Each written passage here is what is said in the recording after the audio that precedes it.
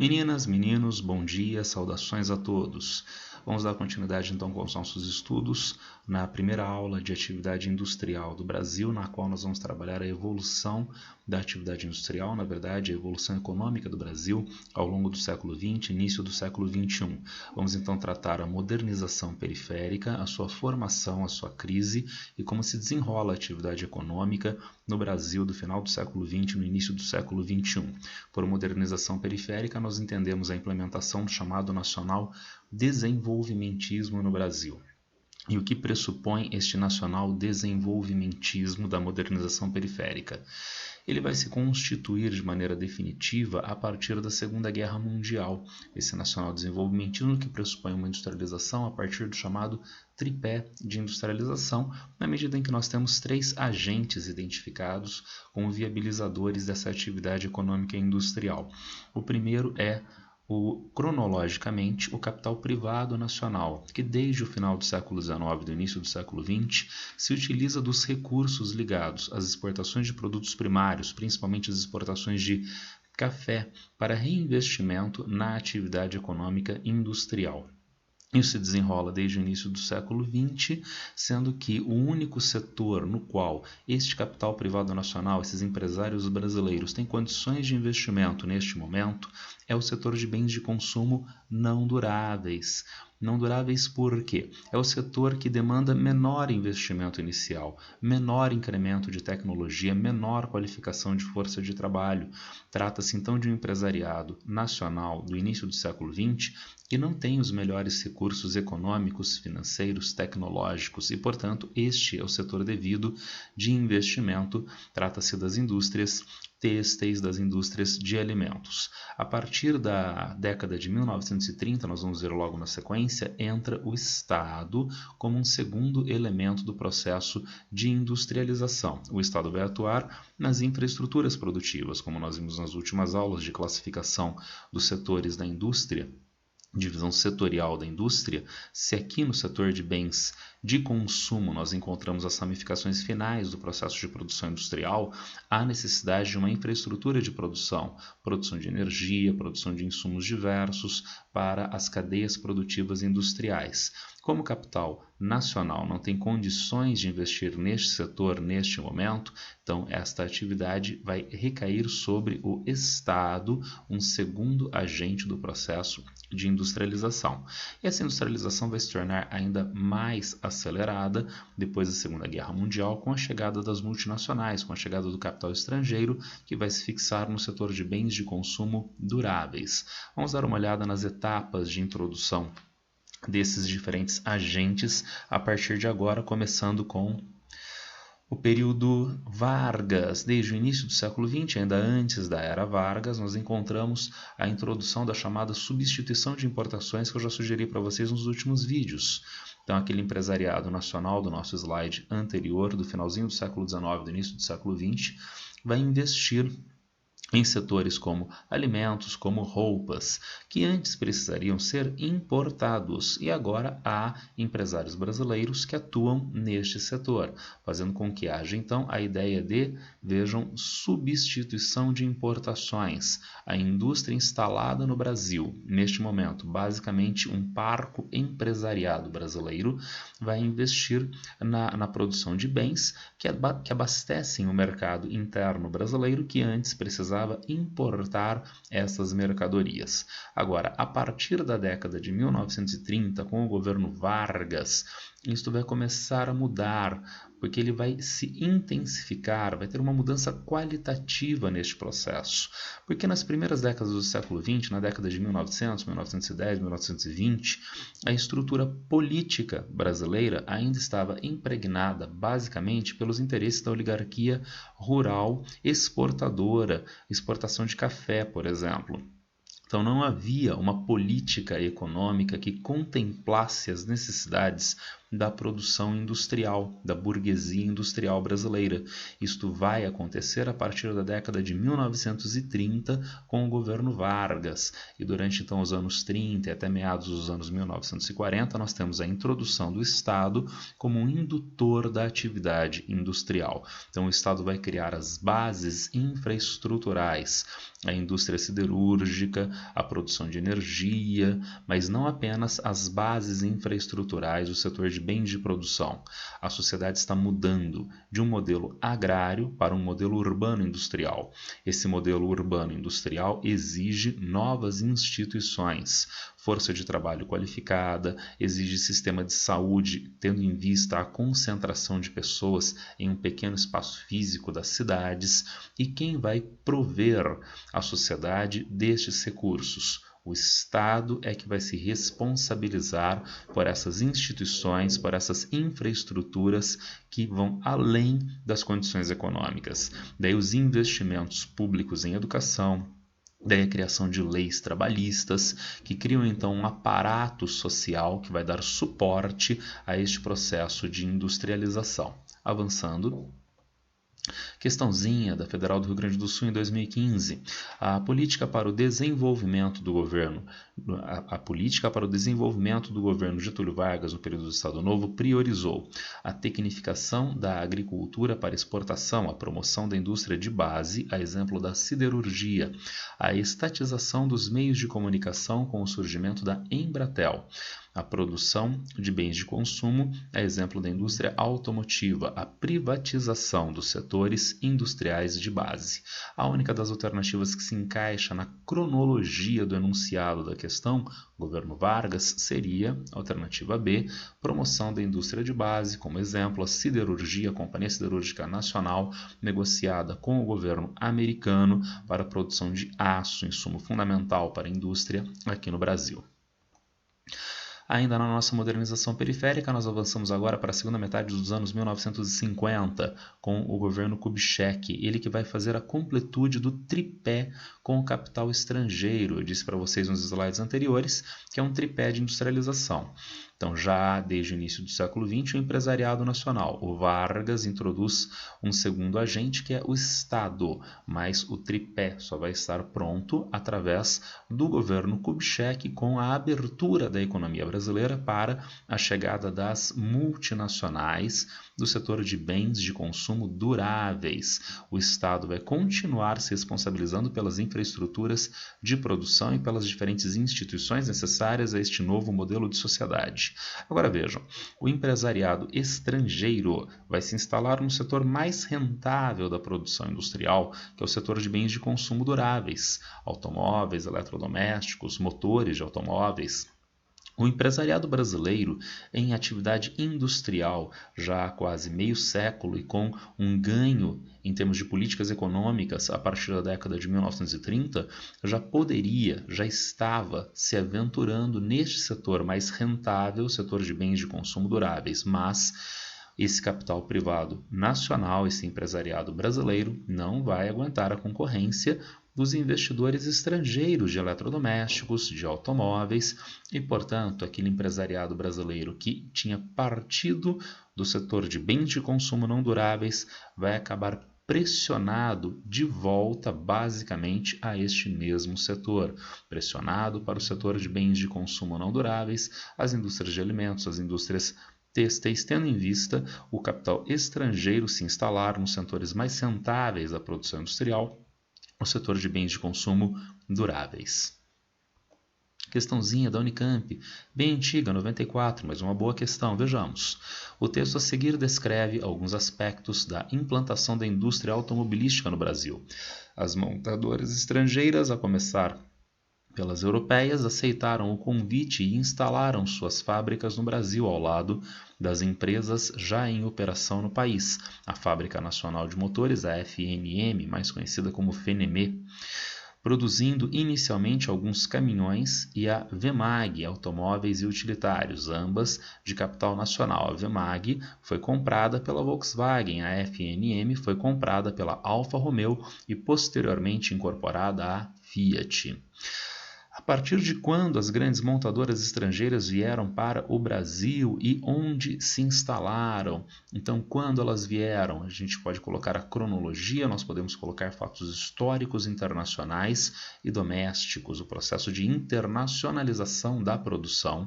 Depois da Segunda Guerra Mundial, que vai ser absorvido aqui no Brasil a partir da segunda metade dos anos 1950 com o governo Kubitschek, aonde elas se instalaram. Nós vamos ver nas próximas aulas as regiões industriais brasileiras, mas sabemos, principalmente na região sudeste, aquilo que viria a ser chamado de região sudeste, e em especial no estado de São Paulo, na região metropolitana de São Paulo, naquilo que também viria a ser definido como região metropolitana de São Paulo. Quais as características da industrialização brasileira a partir deste momento? Então, a completude do tripé de industrialização, com o Estado atuando na infraestrutura, o capital privado nacional no setor de bens de consumo não duráveis e as indústrias estrangeiras, as multinacionais estrangeiras, no setor de bens de consumo duráveis. Uma muito boa questão da Unicamp em 94. A partir da Segunda Guerra Mundial, a indústria ganhou importância no processo econômico brasileiro. O plano de metas, elaborado no governo Juscelino Kubitschek, 56 a 61, impulsionou o crescimento econômico a partir da adoção de diversas medidas. Foram destaque nesse período a privatização de indústrias estatais de base, como a Companhia Siderúrgica Nacional, a criação de polos industriais com a finalidade de dispersão, como a Zona Franca de Manaus, a adoção de inovações tecnológicas, como a indústria aeroespacial no Sudeste. A abertura ao capital estrangeiro estimula a indústria como a automobilística, políticas nacionalistas e de intervenção estatal, como a criação da Petrobras, a única que se encaixa no governo Vargas e no no governo Kubitschek, no desenvolvimentismo do Brasil do plano de metas, é a alternativa D de dado, abertura ao capital estrangeiro, estímulo à indústria, principalmente a automobilística. Daí nós temos uma terceira etapa de desenvolvimento econômico do Brasil no período principalmente de 1968 a 1973. Eu coloquei ali entre aspas milagre, é a época do chamado milagre econômico brasileiro. É uma expressão que remete a uma condição mais difusa, né? Milagre, né? Mas ela tem uma certa sustentabilidade técnica. Vejamos, por milagre econômico, nós imaginamos uma economia de um país que tenha grande crescimento por um longo período de tempo. Mas o que é grande? Grande é um crescimento do PIB na faixa de 10% ou mais, como, por exemplo, o crescimento chinês nos últimos anos. E o que é longo período? 5 anos ou mais de crescimento, vejam, 1968 a 1973, um longo período de grande crescimento econômico.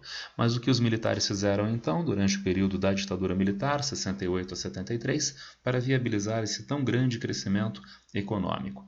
Atração de investimento externo direto.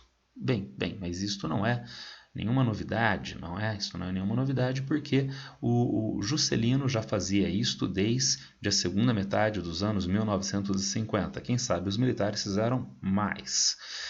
Vejamos, infraestrutura estatal sob financiamento externo, aumentando o endividamento do Brasil para investimento nessas infraestruturas. Mas isto o Juscelino e até o Vargas já faziam bem anteriormente, não é uma mudança qualitativa, quem sabe os militares fizeram mais. Bom, mas tem uma coisa aqui que realmente os militares fizeram e os governos anteriores não tinham muita margem para fazer. Ao longo da década de 1930, 40, 50, início dos anos 60, a sociedade brasileira começou a politicamente ser alterada. Até então nós tínhamos uma sociedade mais simples do ponto de vista da estruturação política. Um grupo dotado de poder até o final do século XIX, a oligarquia rural, e o restante marginalizado do poder, os trabalhadores rurais e os pequenos produtores.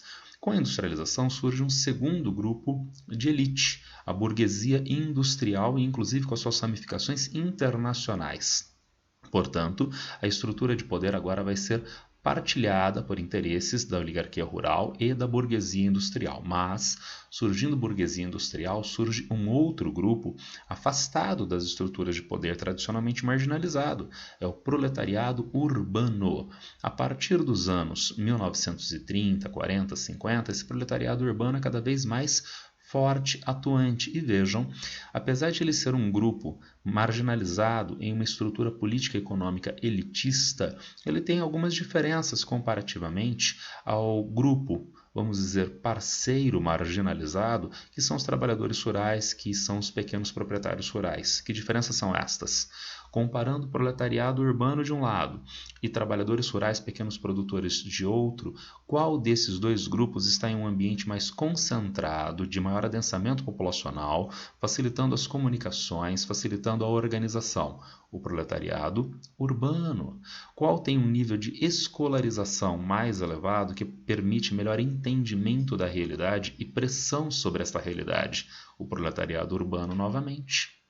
Qual desses dois grupos é dotado de ideologias conservadoras ou contestadoras? A população brasileira tem uma tradição cristã, e nessa tradição cristã, em especial católica, a ideia de transformação do mundo normalmente não é bem-vinda. O mundo é fruto de Deus e os seus desígnios cabem a Ele, e não uma transformação que o homem opere na própria realidade.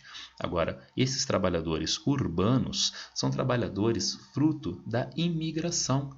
São espanhóis, são italianos, que antes de migrarem para o Brasil tiveram experiência com ideologias como o anarquismo, como o socialismo, como o comunismo, e trazem essa tradição de organização do trabalho, trazem essa tradição de pressão sindical para a sociedade brasileira. Como resultado, nós temos um grupo marginalizado, mas para a elite de alta periculosidade. Esse grupo é o proletariado urbano. Durante os anos 1930, 40, 50, a forma através da qual se lidou com este grupo era através do trabalhismo.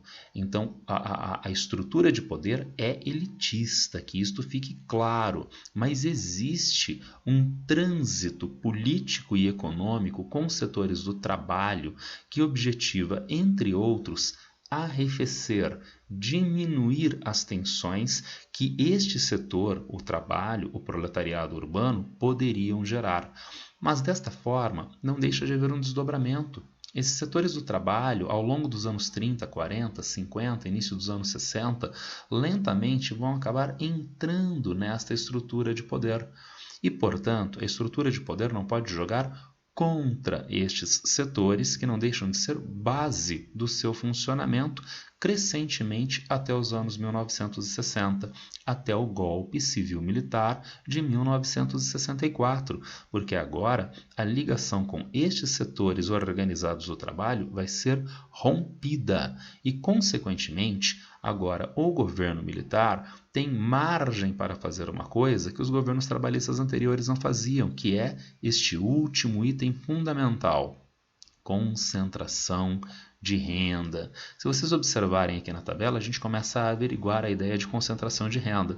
Vejam vocês que em 1963 nós tínhamos um índice de inflação de 78%, depois subiu para 90%, caiu para 58%, 28%, 27%, 27%, até que aqui nós temos 22% em 1969, já estamos no período do milagre, e avançando para 23%, 25% ao final do milagre. Pensando neste período do milagre econômico, 27, 20, 23% de inflação anual. Isto traduz aumento genérico de preços na sociedade. Agora me conta, será que o salário do trabalhador acompanhou este aumento de preços? A resposta é não, não acompanhou. Olha o gráfico que mostra, a partir de dados do IBGE, o índice de salário mínimo real na cidade do Rio de Janeiro, no mês de em referência ao ano de 1963, com um valor total de 100. Então, parte-se de um valor cheio, 100%, em 1963 e até 1964, um pequeno aumento do salário real, aumento do poder de compra. Aí entra o milagre econômico com uma inflação que é menor do que a do início dos anos 60, mas é uma inflação bastante razoável. Será que vão existir reajustes salariais, tendo em vista esse aumento dos preços na sociedade? A resposta é não, porque o salário real, o poder de compra, vai ser terrivelmente achatado neste intervalo de tempo. E, portanto, o que os militares fizeram, que os governos trabalhistas anteriores não podiam fazer? Atração de investimento externo, o Juscelino já fazia. Infraestrutura estatal, o Juscelino e o Vargas já faziam, mas eles não podiam atacar o trabalhador urbano como foi atacado a partir de 1968 na ditadura civil-militar brasileira. Ainda resta uma última pergunta: por que os trabalhadores se sujeitaram a estas condições? Porque trata-se de um governo autoritário, então nós sabemos a partir de 1968 e em especial até 1974, e portanto no intervalo que coincide parcialmente com o próprio período do milagre econômico, foi o período de maior endurecimento da ditadura civil-militar e, portanto, as formas de organização do trabalho na sociedade eram reprimidas violentamente através de perseguição política, através das prisões políticas, inclusive com tortura, morte e ocultação de cadáveres. Desta forma, através do autoritarismo político, é que foi produzido um crescimento econômico significativo. E, além disto, através do autoritarismo político, este crescimento econômico possibilitou geração de benefícios apenas a um grupo restrito da sociedade, não gerou amplos ganhos de renda à sociedade. Ao contrário, a concentração de renda se tornou cada vez maior a partir do golpe civil-militar. Vejamos o que a Unesp diz a respeito entre o final da década de 1960 e o início da década de 1970. A economia brasileira obteve altos índices de crescimento, o fenômeno se tornou conhecido como milagre econômico e derivou da aplicação de uma política que provocou, entre outros efeitos, êxodo rural e incremento do setor ferroviário, crescimento imediato dos níveis salariais e das taxas de inflação, aumento do endividamento externo e da concentração de renda, estatização do aparato industrial e do setor energético, crise energética e novos investimentos em pesquisa tecnológica. Eu adoraria validar a ideia de aumentos salariais, não é? Mas não, aqui ó, níveis salariais, não é? Mas não, a gente tem que validar C de cebola, aumento do endividamento externo e concentração da renda. Vejam, processo inflacionário que não gerava reajustes de salário sem a implementação de reajustes dos salários, diminuindo o salário dos trabalhadores, concentrando a renda na burguesia. Vejamos a questão da PUCAMP, observe os dados da tabela, crescimento do PNB no Brasil de 1967 era um crescimento de 4,8%, um crescimento razoável, mas até 1973 o crescimento do PNB será de 11,4%. Distribuição da renda entre a população economicamente ativa do Brasil. Os 20% mais pobres tinham 3,9% da renda nacional, 20% da população com 3,9% da renda. Diminuiu para 2,8% até 1980. Os 80% mais pobres tinham 44,8%. 80% da população tinha menos da metade da renda. Caiu para 33,7% em 1980. E 1% mais rico, 1% da população com 11,9% da renda em 1960. Mas em 1980 esse 1% subiu para 16,9%. Os governos militares também tiveram a sua era dos milagres, uma vez que, para nós adiantarmos, B, houve elevação dos índices de PNB, como a gente vê nessa primeira tabela aqui à esquerda. Porém, esse crescimento não foi dividido entre os segmentos da população ativa, como nós comprovamos na tabela da direita. Crise do nacional desenvolvimentismo, anos 1980, vem a crise da dívida externa, forte endividamento acumulado nas últimas décadas, como que os governos, desde o Vargas, passando pelo Kubitschek, chegando à ditadura civil-militar, como eles viabilizavam os investimentos infraestruturais, a criação e desenvolvimento de novas instituições, como por exemplo as instituições de ensino, inclusive de graduação, de pós-graduação, ora, com financiamento externo. Agora, este financiamento é problemático? Há que se tomar muito cuidado com isso. A gente ainda carrega na sociedade um entendimento que é de fundo religioso medieval, de uma ideia negativa, valorativa negativa de endividamento, como se o endividamento fosse um pecado, um erro, um desvio moral. Isto não é uma ideia de fundo capitalista. O capitalismo só funciona com endividamento, em especial na atualidade, quando a gente tem um nível de financiarização tão elevado.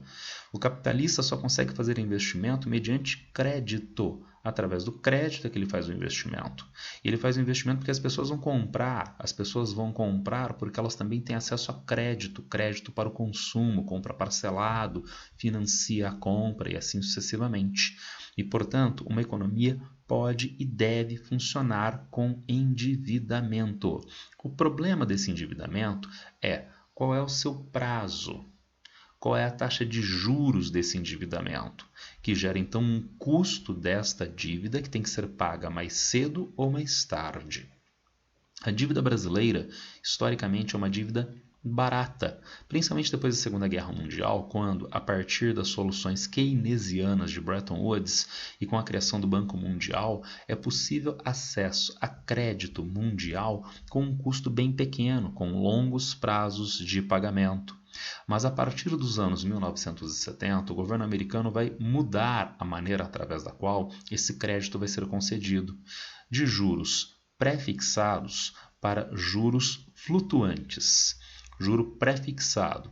Então, quando você contrai a dívida, tem uma taxa de juros que é embutido no valor que você emprestou, gerando um montante da dívida que é dividido em parcelas. Juros flutuantes. Você empresta o recurso, mas você não sabe exatamente quanto que você vai pagar de cada parcela, porque dependendo do índice de variação da sua dívida, as parcelas podem subir ou descer. Por exemplo, se a pessoa adquirisse um bem com parcelas fixas em real, então ela tem um saldo devedor e dividiu essas parcelas em uma determinada quantidade de reais a serem pagos, de dólares a serem pagos mensalmente. A dívida então está dividida em dólares, mas eu não pago a dívida em dólar para o meu credor, eu pago em real. Então, a cada momento de pagamento da dívida, a cada dia do mês que a dívida vence, eu tenho que olhar a cotação do real frente ao dólar para averiguar se a quantidade de reais que eu vou pagar subiu ou desceu. Então, essa dívida seria flutuante, porque ela dependeria do câmbio. O que os Estados Unidos estabeleceram com o cenário de crise dos anos 1970 foi dívida com juros flutuantes. Os países, as instituições poderiam continuar captando os recursos, e ainda com juros relativamente baixos no início dos anos 1970, mas com juros flutuantes, isto é, você só vai saber quanto que você vai pagar quando você terminar de pagar a dívida e não no momento da sua contração. E isto aqui é um problema de altíssima gravidade, porque a partir de 1979, o governo americano individualmente, unilateralmente, implementou aumento dos juros das dívidas externas. Isso fez então com que aquele grande montante de endividamento que os países pobres, inclusive o Brasil, tinham, essas dívidas se tornaram crescentes, uma bola de neve com o aumento dos juros internacionais. Aí a dívida virou um problema, porque agora, ao invés de a dívida ser um fator de crescimento econômico, ao contrário, a economia passou a ter que funcionar para o pagamento do endividamento externo. Entendam as duas coisas. Pelo que nós averiguamos até agora, para que houvesse a mudança de uma sociedade agrária para uma sociedade de caráter urbano industrial, esta mudança se deu com a industrialização que envolveu o empresariado nacional e a atração de investimentos estrangeiros. Mas nada disto funcionaria se não houvesse uma infraestrutura de produção estatal. E o Estado só conseguiu fazer isto através de financiamento externo, através de endividamento. E, portanto, o modelo de desenvolvimento que nós implementamos ao longo do século XX envolvia sim um endividamento externo para que houvesse um Estado indutor da mudança do padrão de sociedade. Não há qualquer problema nisto. Então, a dívida é um fator do projeto de desenvolvimento nacional. Mas quando há a crise dos anos 1970 no cenário mundial, quando o governo americano estabelece os empréstimos com juros flutuantes e unilateralmente aumenta os juros a partir de 1979, a situação se inverte. Agora, ao invés de a dívida ser um fator para o desenvolvimento econômico, a economia tem que se moldar ao pagamento do endividamento externo, assumindo então novas características que são muito ruins para a própria economia brasileira. Incapacidade de investimento estatal, na medida em que todo o esforço do poder público é de geração de recursos para o pagamento do endividamento e não mais para investimento. Mesmo com isto, mesmo eliminando a sua capacidade de investimento doméstico, direcionando os recursos para o pagamento da dívida externa, há crescentes déficits públicos. E ainda mais, crescente inflação, hiperinflação no Brasil da segunda metade dos anos 80, do início dos anos 1990. Trata-se, portanto, do fim do nacional desenvolvimentismo com a crise da dívida externa dos anos 1980, década de 80, que por essas características também é conhecida como a década perdida, porque o grande crescimento econômico das décadas anteriores acabou sendo revertido em baixo crescimento, períodos recessivos na década de 1980. Anos 90, inserção brasileira na globalização neoliberal. Então, se há uma crise nos anos 80 e esta crise envolve a dificuldade de o Estado manter a sua capacidade de investimento, nos anos 90 o Brasil absorve uma nova ideologia, a ideologia neoliberal a partir do Consenso de Washington de 1989, que envolve a deslegitimação do investimento estatal, da organização administrativa estatal sobre a atividade econômica. Se o Estado está deslegitimado sobre a atividade econômica, vêm as privatizações e concessões das antigas empresas estatais. Elas serão vendidas à iniciativa privada ou serão concedidas à administração pela iniciativa privada, retirando o Estado destes setores. Redução relativa dos serviços públicos estatais, com menores investimentos, em especial frente à demanda, nos setores sociais, nos setores estratégicos, como é o caso de habitação, como é o caso da saúde, como é o caso da previdência social, que são de fundo social, mas não deixam de ter um caráter estratégico, assim como especialmente a educação. Tudo isso acaba tendo um impacto na economia brasileira. A economia brasileira assume, então, uma muito maior vulnerabilidade externa, porque ao invés de ela ter bases de funcionamento na própria economia, na própria sociedade, no próprio território brasileiro, ela fica vulnerável a estes investidores internacionais, a esses especuladores internacionais que mobilizam a economia brasileira. Além desta vulnerabilidade, a economia brasileira acaba gerando um ônus social relativamente alto, pela redução dos serviços públicos estatais e pelo processo de privatizações e concessões, que aumenta significativamente, vejam a tabelinha, o desemprego na sociedade brasileira.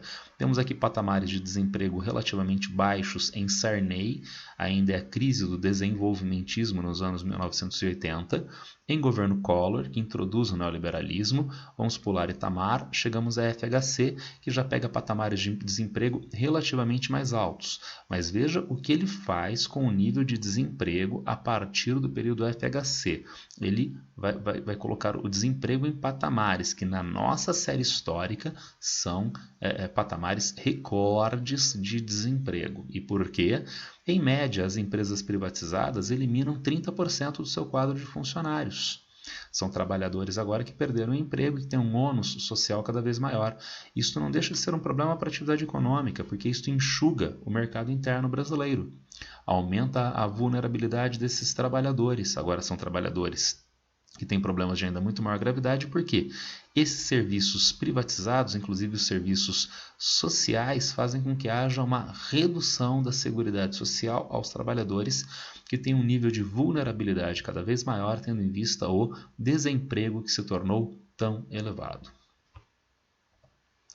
Aqui nós temos um outro viés desse mesmo período, que é a indústria de commodities e o setor financeiro. Vejam que nem todos os setores da economia brasileira vão mal.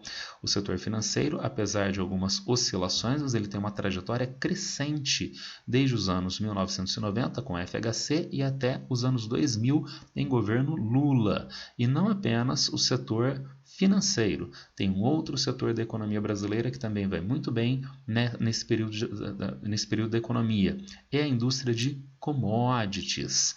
Que indústria de commodities é esta? São aqueles setores de exportação de produtos primários ou de muito baixo valor agregado.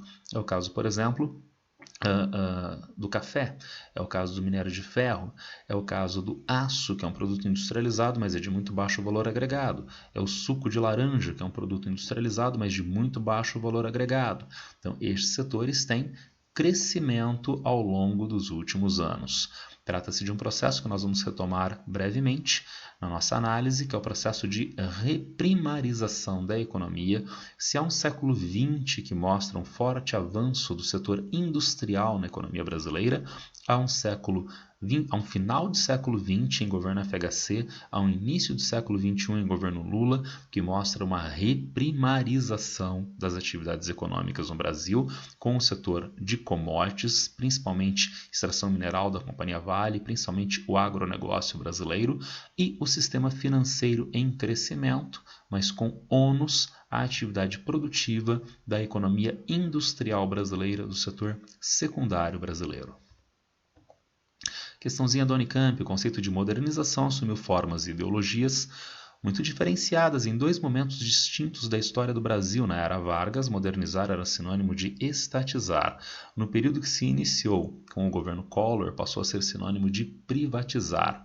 O texto acima apresentado refere-se a dois modelos distintos do desenvolvimento do capitalismo no Brasil, quando o país foi governado em um momento por Getúlio Vargas e em outro por Fernando Collor de Mello. Que modelos de desenvolvimento são estes? Estatal intervencionista com Vargas e neoliberal com Fernando Collor de Mello. Porque em um dos momentos, modernizar foi sinônimo de estatizar e no outro de privatizar. Como eu disse há pouco, haveria chance de uma mudança de modelo agrário para urbano industrial no Brasil sem haver o Estado induzindo essa transformação? Não haveria chance. E note que isto é uma necessidade de novos grupos de elite na sociedade brasileira, novos grupos elitistas que se traduzem na burguesia industrial. E daí, neste momento, o governo Vargas é modernizar, o Estado atuar, inclusive para viabilizar as necessidades da burguesia nacional brasileira.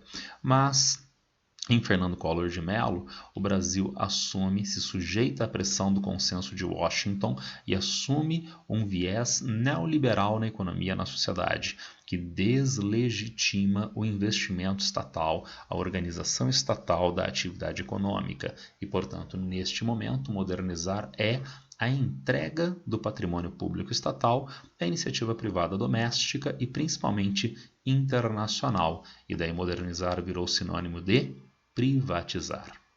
Muito boa questão da Unicamp.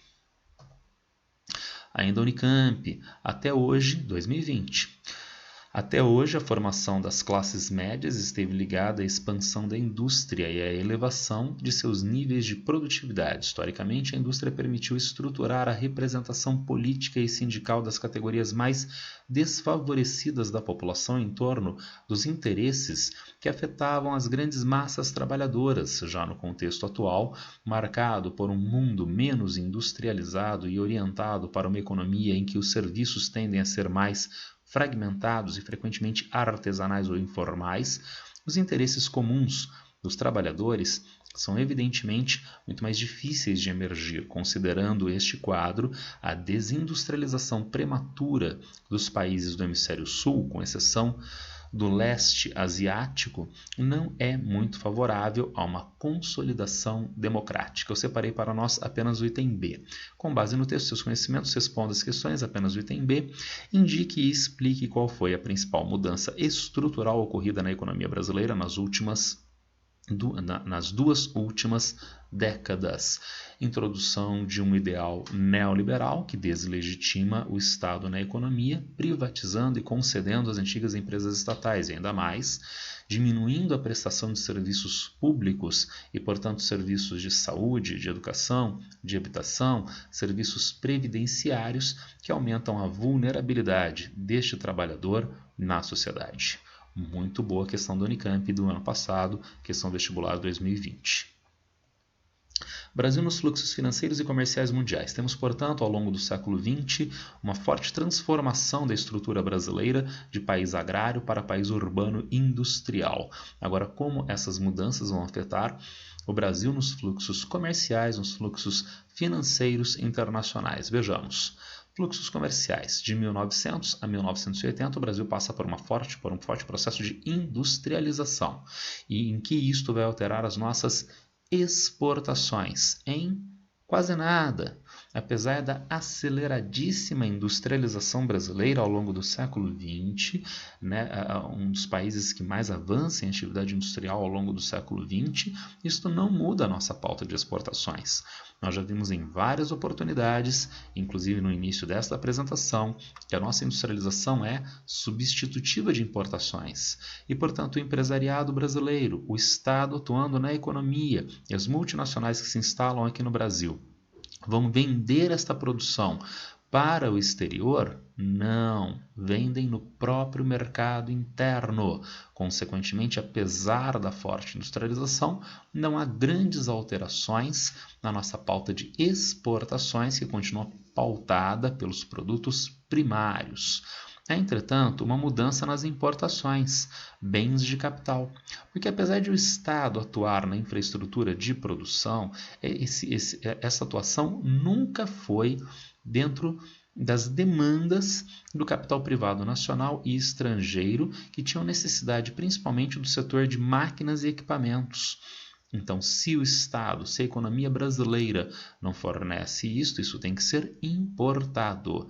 Será que o Brasil era grande importador de máquinas e equipamentos até a década de 1890, 1910, 1920? Claro que não. Ele importava bens de consumo duráveis e não duráveis.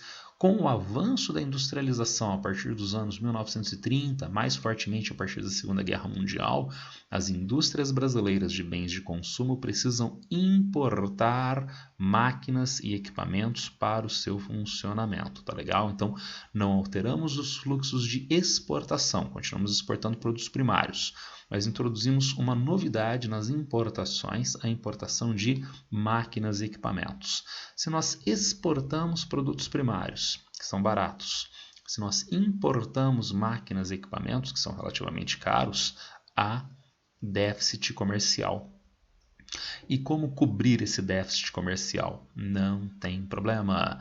Através dos empréstimos externos, do financiamento externo de baixo custo, que possibilita o investimento na economia brasileira, inclusive a correção desse déficit externo. Vejam a ideia. Saldo comercial. né? Balança comercial, o valor de exportação menos o valor de importação. O Brasil está deficitário. Em valor, o Brasil exporta um valor pequenininho de produtos primários e importa um valor grandão de máquinas e equipamentos. Mas e nos fluxos, na balança de pagamentos? O Brasil recebe investimento externo direto, o Brasil tem acesso a recursos do sistema financeiro e, consequentemente, entram mais dólares do que saem da economia brasileira. E notem que a balança comercial está dentro da balança de pagamento. Então, se a balança comercial é positiva, então estão entrando dólares na economia brasileira pelos fluxos comerciais, contribui para a entrada geral de dólares na economia. Se a balança comercial é negativa, ela é parte da maior balança de pagamentos. Então, estão saindo dólares, como acontece nesse período.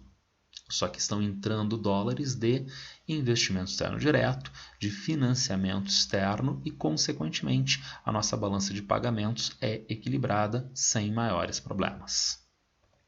O problema é nos anos 1980, né? Que, como a gente viu, vem a crise da dívida externa. E daí, ao invés de a economia ter uma dívida como fator de desenvolvimento, a economia tem que funcionar para pagar a dívida. E como isto? Está marcado aqui, vejam. Busca de saldos comerciais. Invertendo este cenário, olha. Aqui, déficit comercial. Aqui não. Busca de saldos comerciais. Como a China, por exemplo, a gente já viu nas outras aulas de indústria, aqui, como os tigres asiáticos, que têm enormes saldos comerciais nas últimas décadas do século XX. Agora tem uma diferença, hein? Lá na China, lá nos tigres asiáticos, esse saldo comercial foi investido, segundo nós vimos, na dinamização da atividade econômica em novas instituições, como, por exemplo, de ensino e pesquisa. E aqui no Brasil, para que esse saldo comercial? Só para pagar dívida externa, para o pagamento do endividamento externo, sem investimentos na nossa atividade econômica. Então, nesse sentido, o saldo comercial seria inócuo para a economia, não geraria qualquer benefício na economia. Mas, na verdade, a maneira através da qual esse saldo foi atingido gerou graves problemas econômicos e sociais. Vejamos. Para ter saldo comercial, precisa haver redução do valor de produtos importados. Dispositivos diversos para reduzir as importações, entre os quais, por exemplo, à época a gente ainda não tinha a OMC, Organização Mundial do Comércio.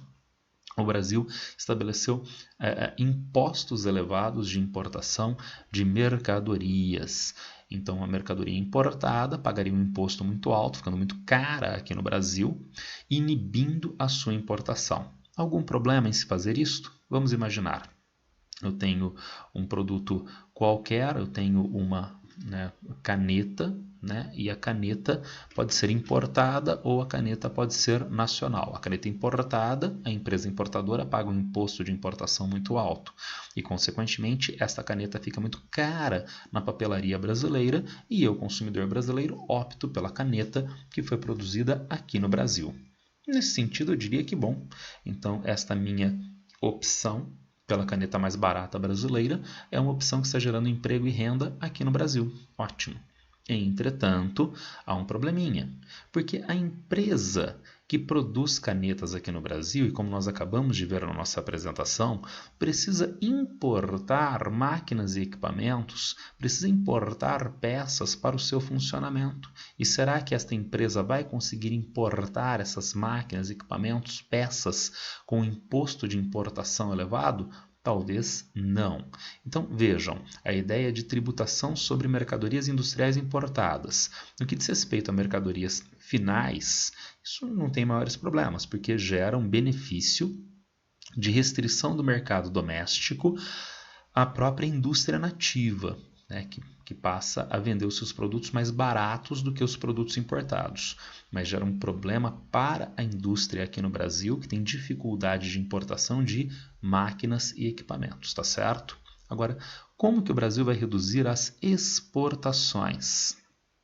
Uma série de procedimentos, entre os quais redução do mercado interno, com baixo poder de compra dos trabalhadores, com salários que não são reajustados mediante a crescente inflação dos anos 1980. Então, vejam, é um jeito um tanto extremo, não é? O empresariado brasileiro não vai poder vender aqui no Brasil, por quê? Porque não tem mercado interno, porque avança o desemprego, porque os salários estão rebaixados. Então, se não há mercado interno, ou o empresário exporta ou ele morre, tá certo?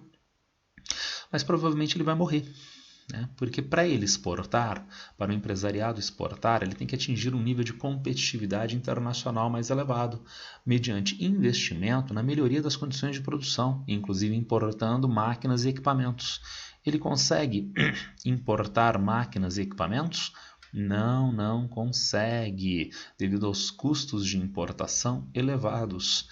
Se ele não consegue atingir os patamares de competitividade para exportação da produção, se ele não consegue vender no mercado interno, parabéns, este empresário burguês é promovido, entre aspas, à condição de proletário. Ele vai falir aqui no Brasil. Seria então um tiro no pé da ditadura civil-militar brasileira? Implementou essas medidas e não conseguiu aumentar as exportações? Só faliu diferentes setores da economia brasileira? Não.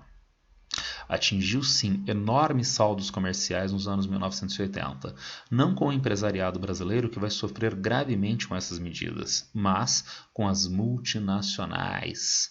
As multinacionais vão reverter a sua produção para exportação a partir dos anos 1980. E daí vocês podem perguntar, mas como essas multinacionais vão investir nas suas linhas de montagem se a importação de máquinas e equipamentos são tão caras?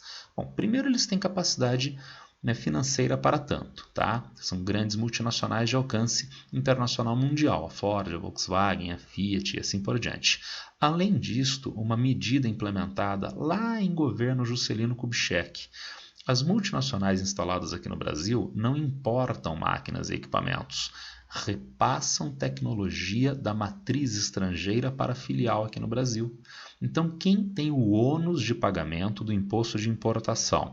O empresário brasileiro, este sim. Quem não tem este ônus, a multinacional, que melhora suas linhas de montagem e exporta a sua produção, atingindo o objetivo do governo de saldos comerciais para o pagamento da dívida externa. Tem um desdobramento. Ruim ou bom? Escolham. Ruim porque, através do investimento, essas montadoras de veículos, por exemplo, passam a produzir mais, só que com mais tecnologia e, portanto, com menos empregabilidade. Isto é bom ou é ruim? Isto é, obviamente, ruim, porque gera desemprego cada vez maior na sociedade brasileira. Isto é bom, entre aspas, obviamente, porque assim o mercado interno fica cada vez mais enxuto, com desempregados, exigindo a exportação da produção. Então há um ônus muito grande, a economia brasileira, a sociedade brasileira nos anos 1980, e agora a gente reforça a ideia daquele apelido pejorativo da economia brasileira nos anos 80, a chamada década perdida. De tudo que é ruim a gente pode tirar alguma coisa boa. Ao longo do século XX, o Brasil era um país basicamente exportador de produtos primários e mesmo com o avanço da industrialização.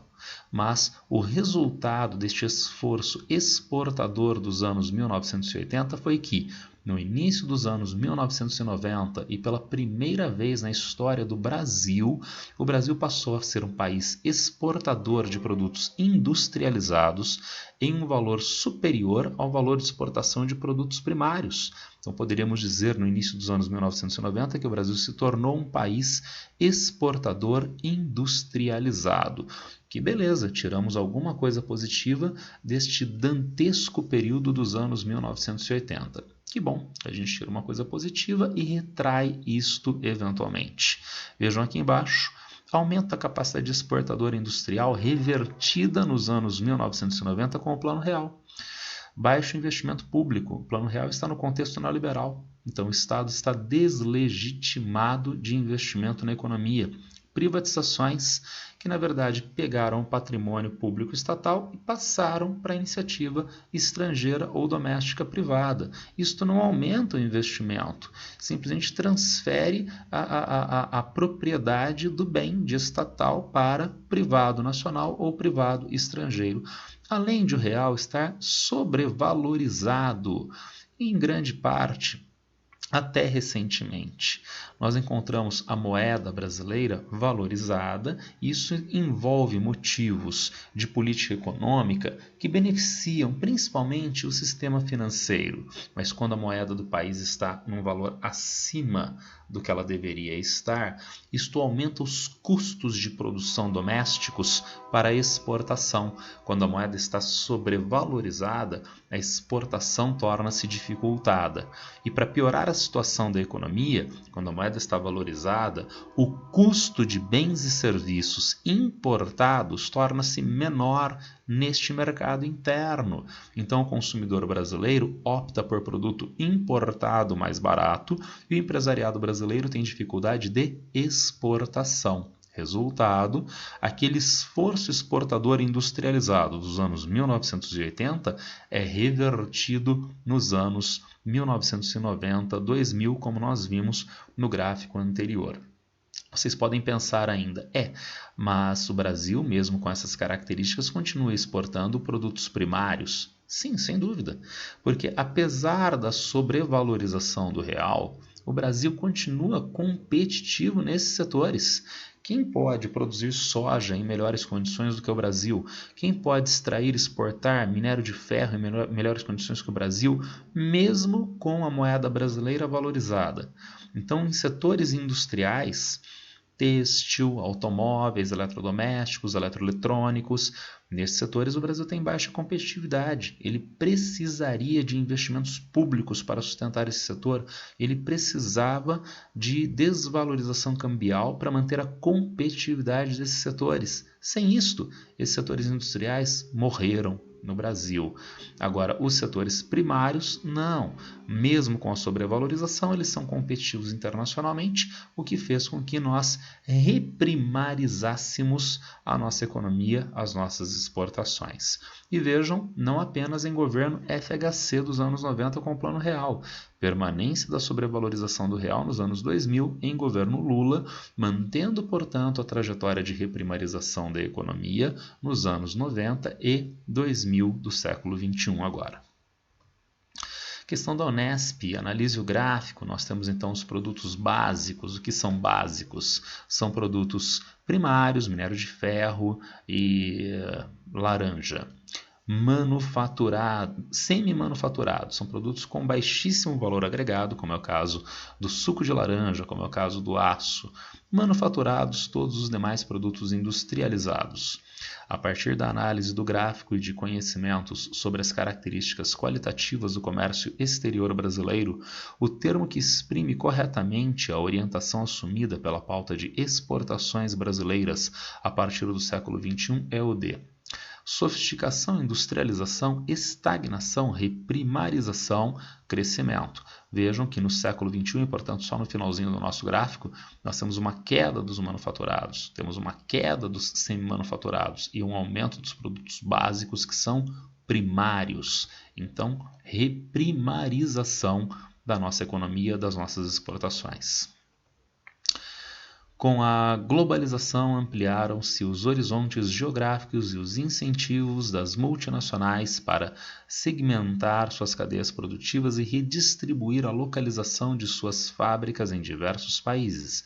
As etapas de produção que agregam menos valor a um produto podem ser transferidas para países onde os salários são mais baixos, enquanto as etapas que agregam mais valor permanecem em países com níveis salariais mais altos. O Brasil, porém, não tem se beneficiado dessa tendência. Enfrentamos, ao contrário, uma ameaça concreta de desindustrialização, de reprimarização. Caracterize o que é globalização, indique dois países que nas últimas décadas vêm se destacando como destino dos investimentos industriais e, por fim, explique por que a ascensão desses países põe o Brasil sob risco de uma desindustrialização. Então, globalização, que nós já vimos nas aulas anteriores, que é o aumento do intercâmbio global, que é possibilitado pelo meio técnico-científico informacional e é motivado pelas necessidades do capital. Dois países que nas últimas décadas vêm se destacando como destino dos investimentos industriais, países do Sul, países pobres, mas que recebem esses investimentos industriais, como é o caso dos velhos tigres asiáticos, como é o caso da China, que absorveram estes investimentos no final do século XX, no início do século XXI. Explique por que a ascensão desses países põe o Brasil em risco de desindustrialização. Será que o Brasil nos últimos anos, nas últimas 2, 3 décadas, investiu na qualificação de força de trabalho? Não. Teve investimentos privados no setor infraestrutural? Não.